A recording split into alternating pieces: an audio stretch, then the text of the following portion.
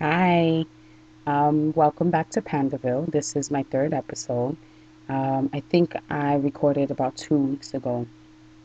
And when I recorded, it was the weekend that I went to my yarn shop, my local yarn shop, and I had brought some yarn.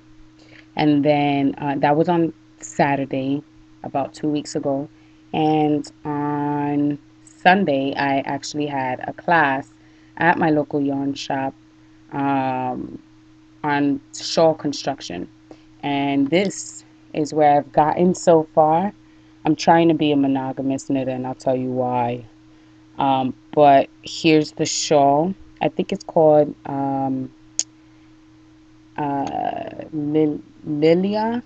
Let me see. I'll tell you right now. Lida. Lydia. That's what it looks like. It's a paid. Sorry. It's a paid shawl, so I can't get into 100% depth. But I'm liking it. It's fairly easy. Um, and it's just that I haven't really been paying attention to it. Before I get into my projects, I did want to mention that I do have a blog, and it is Panda Loves, Luvs, yarn.com. You can also find me on Ravelry as Panda Loves Yarn, and Twitter as Panda Loves Yarn. Instagram, it's Brooklyn Girl 43. Um, and I think that's about all that I'm in. I'm only in a couple of groups in Ravelry. I'm still trying to figure it out. There's so much to learn, and I don't have that much time to sit there and go through the entire website of Ravelry. So I have picked out a couple of groups that I'm interested in and have been participating, not 100%, but when I have the time, I try to comment on certain things. Um, so let's see. I'm trying to make this fast. I am extremely tired and I have a long day tomorrow. Very, very difficult trying to keep my eyes open right now. Um, there's so much that I want to say, and I don't even know where to begin. There's a lot of changes that I think are coming down the pipeline soon. As I've mentioned before, I am a foster mother, and my husband and I are up for recertification. Every year we have to recertify. Throughout the year, we have to do 12 hours of trainings in order to be on point with our certification. So I've kind of missed out on the trainings that had happened from beginning of the year, but luckily for me, my the agency that I'm currently with has a 6 hour training, and then I was told that I can do online trainings um, that are equivalent to 6 hours. So hubby and I are going to be doing that. There's a lot of stuff that we have to do in order to recertify. One of the things that may happen is that you see this room here, it will be transformed into a kid's room. So I will have to relocate PandaVille and my sanctuary to another area of the home, of my home. And I don't know exactly where that's going to be. I've just been thinking about it all day today. I had gotten off the phone with the agency that we're currently with. And so that's been on my mind. Um, let's see. Another thing that's been on my mind is my job. I'm still learning every day. There's a lot to learn in regards to special education in New York City. And so there has been a couple of cases that have come across my way that it was new to me, and so I had to do a lot of research on them to figure out how I can advocate effectively for my parents. I have to say I did a damn good job, but it was new areas for me, so I have to be on my P's and Q's with that. I never mentioned to you that I am currently taking online courses for criminal justice. I'm going for my bachelor's in criminal justice. Actually, my associates, I apologize. I was going to do my bachelor's, but I am in the field that I want to be in. And so after I do my associates, I am going to look into social working or psychology in order to continue on in my field. Always rooms for improvement, always, always. And the one thing that has kept me calm and less stressful is my knitting. So I'm going to just jump right into it. I have finished my first pair of hubby socks, and I'm not sure if I showed them to you, but here they are. I think in the last episode I was on the second pair. Actually, it's probably like, yeah, I was on the second pair and I had wanted to finish. I didn't finish that evening, but I did finish the day after when I came home from my class. So this is my finished project. Woohoo! Um, One of the socks is actually a little bit longer than the other. I don't know if you can tell. I'm not holding it appropriately, but one of the socks is about a not like probably a half inch longer, but hubby says he doesn't feel the difference. So that's a plus for me. My first pair of toe-up socks ever, and so I'm excited that I was able to get them off the needle. They're blocked. Hubby just needs to wear them now, and I don't know if he's going to be wearing them anytime soon because this weather has been beautiful. It's no need for socks. He's iffy about wearing flip flops or sandals and stuff, but he hasn't really gone anywhere this week, and so he really didn't see the need for these socks. But I'm feeling these socks in my hand right now, and I think that they would be too hot to wear right now. I have another sock yarn that I think it's a more less thick. I feel that these are thick, so I haven't started on those. I know I said I wanted to. Actually, I did start, and I missed two increases on one of the sides of the sock, so I have to pull back. I had to pull back. I was already starting the heel, and I was counting to see how many I had on each, because I'm doing the magic loop method. So I was counting to see how many I had on each needle, and I realized that it was not an even number of increases. So I have to redo that. Um, so my work in progresses, and then I'm going to get into something I'm so excited about. Um, when I went for the class for this shawl, and I don't know if I said the name right, so I apologize. But when I went for the class for this shawl, the instructor had told me about a baby sweater that they had had a class on previously that was pretty much a great beginner for sweater making because it had the raglan increases, and although you were working on circular needles, it was front and back, but there was no real there's no pattern to it, straight stockinette. And so I went and I purchased a copy of that, and I've been working on it, and the name of it is Small Things Sweater, and it's by uh, Kareen Spencer. Here's the oops, frozen. Here's the baby in it. The baby is so cute too. But let me see if I can get you a picture of the sweater itself. Yep, here it is.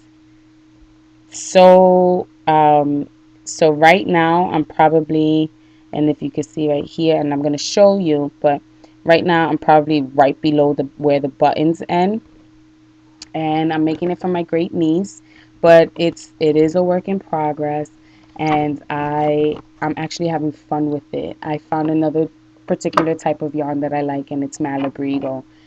So here it is. I don't know if you could see it. Let's see. See, I think the color is English Rose, Malabrigo, and I've been working on this for probably, and this is the monogamous knitting. You know what I've noticed, that a lot of the podcasts that I've seen and a lot of people that talk about knitting say that it's very hard to just stick to um, one project, and I agree. But I was just thinking about, we could be monogamous in other parts of our lives in regards to what we're focusing on, even in relationships. And And so my wondering comes from, what is it that makes knitters feel the need to have more than one project on the needle? Is it that, I think for me, it's some of the projects I love jump starting into it, but after a while, kind of gets like dull, and I know that I can just pick it up whenever I want to, and so I drop it and try something else. Um, Really fast, and then I'm stuck on that, and then I drop that because I'm just like, okay, I'm done with it, I don't want to do it right now, and then I just try another project, and so I keep on with that motion. So hubby dared me to stick to just knitting this to see how long it takes me,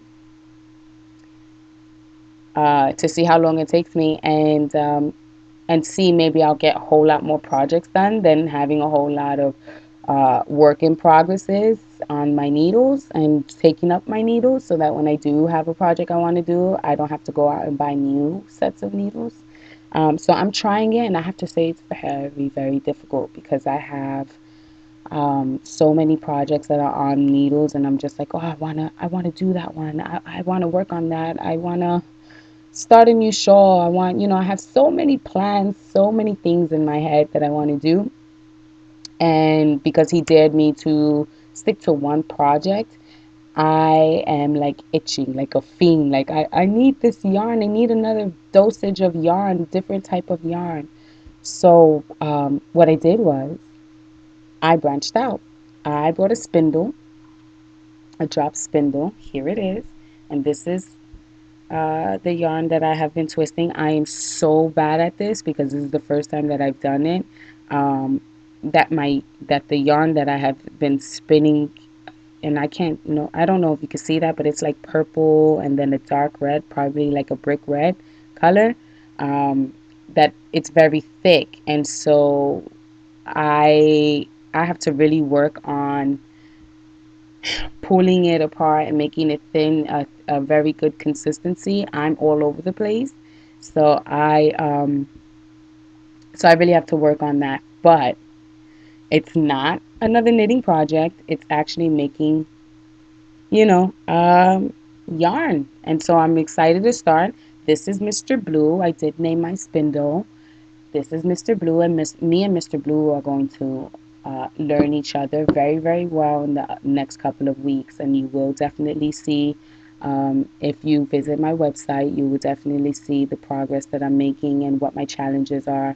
I have to say that one of the challenges to drop spindle, there is a lot of YouTube videos on it, on how to start and how to, what is it, and it's fairly quick to catch on as far as what the motions are for a drop spindle, but I have to say that the way that the fiber comes in, and the way that you just see people on YouTube, that it's because they've been doing it for so long. It's like second nature. It's just like, oh, and you just do this, and I'm like, oh my God, I could do that. I could do that, and I'm finding it a tad difficult, only because you know obviously they do say that it takes some time. It takes some time to get consistent, and it takes some time to get what you're really looking for, and that there are multiple steps. Not a lot of the videos that are out there show that there are multiple steps. I actually had to purchase a class from Craftsy on drop spindling, the only class that they have, to realize that there were multiple steps. I mean, obviously, like, if I think about it now, I'm like, stupid. You can't just twirl the yarn and it's just going to automatically be yarn, because what happens when you take it off? I haven't even taken this off because I need to learn what the second step is, which is the best second step. So I'm working on that, but I went a little crazy and I brought a couple of more fibers.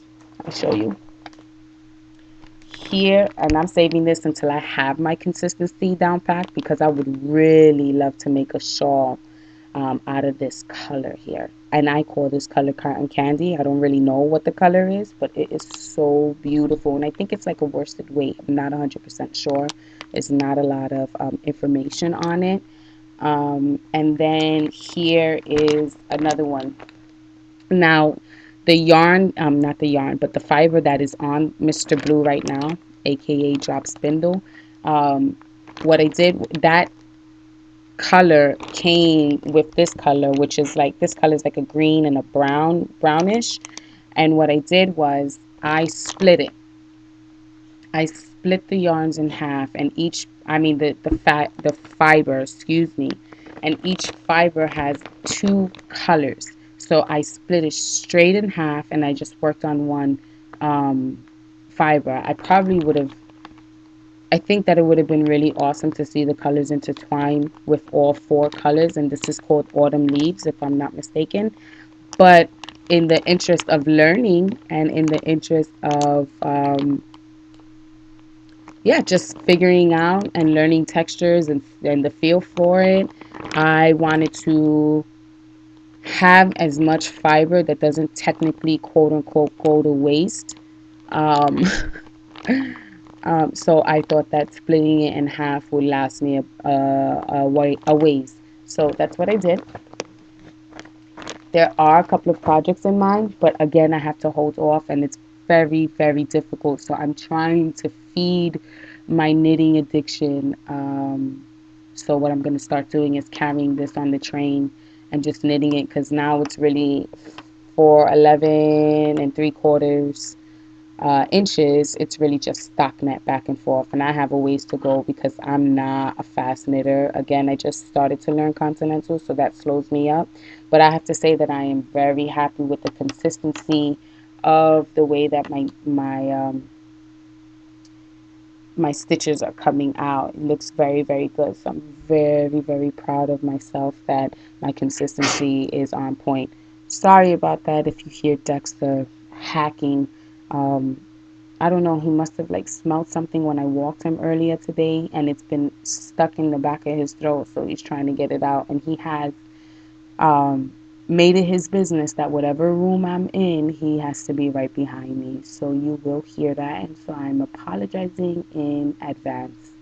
Um, but because I've been really monogamous, I really don't have that many. I don't have projects to show. So it was really, I wanted to just give you an update. I wanted to show you my Mr. Blue. I'm so excited. You have no idea.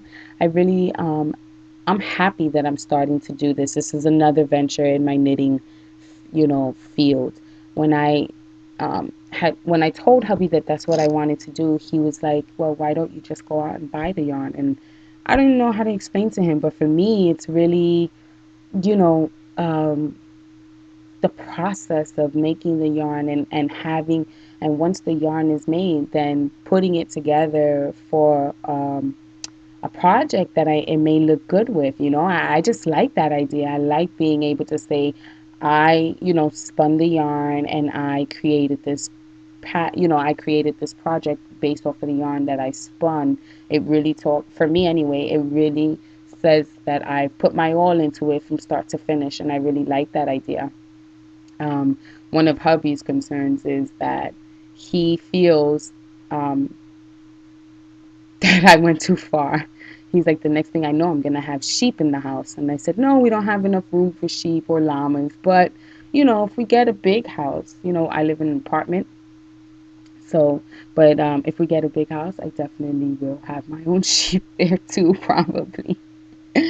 But so probably the next time that we meet, you won't have this background. You will probably have another background, and I'm not too sure which one. I don't know if I'm gonna, until I really figure out what I'm doing. It's probably gonna be in the living room, but that is what's on my mind now is my recertification for foster care. Um, very, very difficult choice to be a foster parent. Very rewarding. It's very rewarding to me to be a foster parent and knowing that I can provide help when needed to a youngster, a baby or a child, um, and hope that they do return to their biological family. So, but it is challenging, and I'm actually going through the emotions as to preparing myself um, for a child coming into the home, because I don't know. um, if they're going to stay or if they're going to go, and really just preparing myself emotionally for that impact. And because I haven't had a child in my home for so long, I get attached very, very quickly. And so I have to really figure out what I'm going to do, or I guess I have processes that I have to go through in my head to really like pan things out and really think things through. This is definitely something that I want to do. So it's not a matter of whether or not I want to do it. It's just really a matter of how can I support myself? How can I support my husband? And how can I support the child that comes into the home while maintaining the understanding that this child may not stay. So that is the hardest thing in my mind right now. So changing the room, getting it ready, doing whatever it is that I need to do in order to prepare for a child, I'm down for. I'll do that in 2.5 seconds if need be. But it's just the emotional standpoint, not the physical, that I'm really having my turmoil and trying to really prepare myself for a child, because I have a feeling once I get recertified, I mean, my home is still open. It's not like it's closed. But when I got off of the phone with the lady, she did say that, unfortunately, the agency has been seeing influx of infants coming into the, foster care system. And so they're always looking for homes. Um, but there's no vacancy in my home because I don't have a crib. So now I have to, you know, everything is a talking process. Everything is really trying to figure it out and not just doing it on your own. So I really have to speak to hubby about whether or not we want to take in an infant. What does that look like? It's different. It's not like it's your own child. And I'm pregnant in 9 months. You could prepare for this child and prepare, everything, and know that this child in 9 months, God willing, will continue to stay in your home. Hopefully they're healthy when they're born and so on and so forth. And then for the rest of your life, they will be with you. The flip side is that for foster parents, if you're taking in an infant, then you have to make sure you're on cue and that baby can come. They can call you the same day. And if you say, yes, that baby's here, can be in your home within a matter of 30 minutes to a couple of hours. And are you really prepared for that? And you don't really know what sex it is. So how do you prepare for an infant if you don't know what sex it is, and so on and so forth? So getting the basics like a crib, Pampers, and stuff is something that we really need to talk about. And we have to talk about how would this affect my job. I do a lot of night trainings. I do a lot of I'm involved in a lot of stuff as it pertains to my job. So I need to work it out, figure out what works for me should my dynamics change, or I should say when my dynamics change, and whether or not hubby is actually, he's a cancer survivor, and I thank goodness, that he's been um, in remission going on 10 years in December. I'm very, very happy, but that does not mean that he doesn't have some health, um, some health concerns. And so really need to think about whether or not baby, um, who needs, I mean, every child needs 100% of your attention, but you know, you can have a first grader or a second grader play in their room or watch TV with you, or do, keep them busy and active, let's go to the park, let's do this or whatever. But for a baby, it's constant, changing the diaper, feeding the baby every 2 to 3 hours, depending on what age how old the infant is. So there's a lot that he and I need to speak about, and the turnaround is actually very fast. Our recertification is up in July, early July, and we're in June, and we still have to do the trainings, which is our bad. We kind of slacked on that, but we're gonna get our foot in the door with that. But yeah, so that's where my mind has been, and so knitting, and so I think that's why I gotten so far with this. I really didn't start this very, very long ago. I really didn't. And it takes me a long time to get started on the project. I mean, I started this way before the the sweater, and I'm still in the beginning phases. And for me, I feel that this is pretty simple, just a couple of yarn overs and small, uh, I don't know if you can see that, but really small cables. But it's like 1 2. So for me, it was like 1 2. So it's just a matter of continuing the pattern because I'm already on the repeat rows of the pattern. So it's really continuing the pattern, and I've not gotten anywhere. But with the baby sweater, I've gotten further along, and so I think that um, knitting this baby sweater has really helped calm my nerves on moving forward and figuring out what we're gonna do. Um, Another thing that has been on my mind is, as you can tell, the last 2 episodes, my nails were very long, and yes, those were my nails. Um, I cut them and I took off the acrylic because, don't ask me why, I felt like I needed a change. I go through these habits where I want my nails very, very long, and then I don't want I don't want my nails to be long at all. I want them to be like, just off. And so I'm at that point where I want them off for a little bit. And I also feel like it gives my actual cuticles and stuff a breather because I'm constantly wrapping them, I'm constantly soaking them to change the acrylic on them.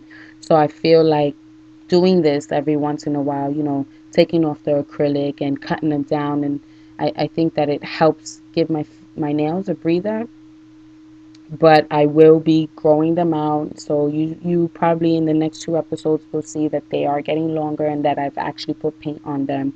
But this is my breather time for my nails. But I have to say that I love long nails. Like that is the one thing that I'm very, very, very, very girly about. I love long nails. So it will be happening again.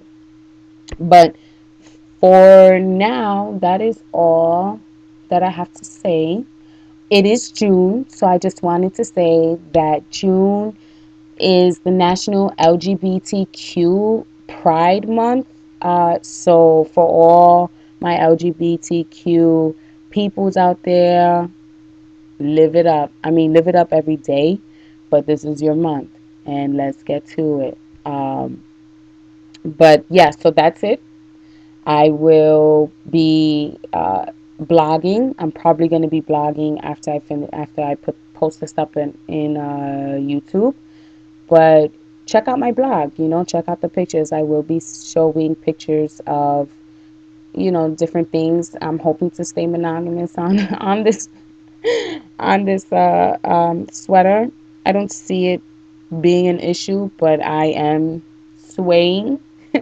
Um, but definitely, you will know the progress if you check out my blog. And if you have any questions or maybe some topics that you would really like to get into or have a conversation about or would like for me to mention,